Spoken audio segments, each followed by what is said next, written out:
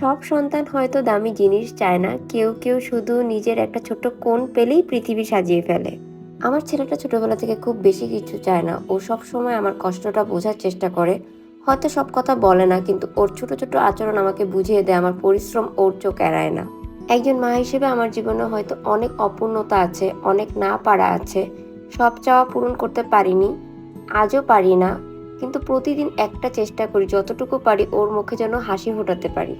আমাদের কাছে হয়তো অনেক কিছু নেই, কিন্তু আমাদের ভালোবাসা, আমাদের একসাথে পথ চলা আর এই ছোট ছোট মুহূর্তগুলোই আমাদের সবচেয়ে বড় সম্পদ। আমি ছোটবেলা থেকেই আমার ছেলেকে একটা জিনিস শেখানোর চেষ্টা করছি, নিজের কাজ নিজে করতে। আমার বিশ্বাস, শুধু ভালো রেজাল্ট করলে একজন মানুষ বড় হয় না, নিজের দায়িত্ব নিজের নিতে শেখাটা অনেক বড় শিক্ষা।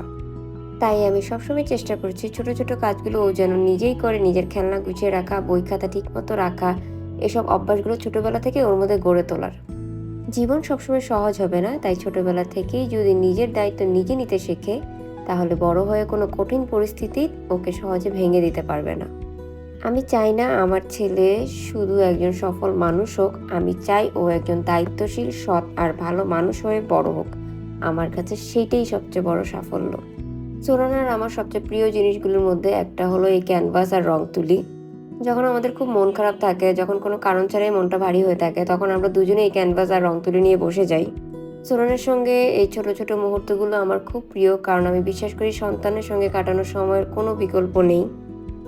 জোরানের এই স্কুল ব্যাগটা আমার কাছে ভীষণ প্রিয়। অনেক দামি জিনিস কিনতে পারা যায়, কিন্তু সন্তানের শৈশবের স্মৃতি কখনো কেনা যায় না।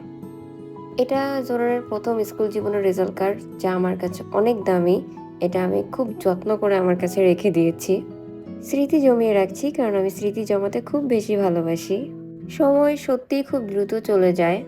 আমার সন্তানের শৈশবই আমার জীবনের সবচেয়ে সুন্দর অধ্যায়। প্রতিটা মুহূর্ত আমি ভালোবেসে জমিয়ে রাখি, কারণ একদিন সময় চলে যাবে, কিন্তু এই স্মৃতিগুলি আমার কাছে থেকে যাবে।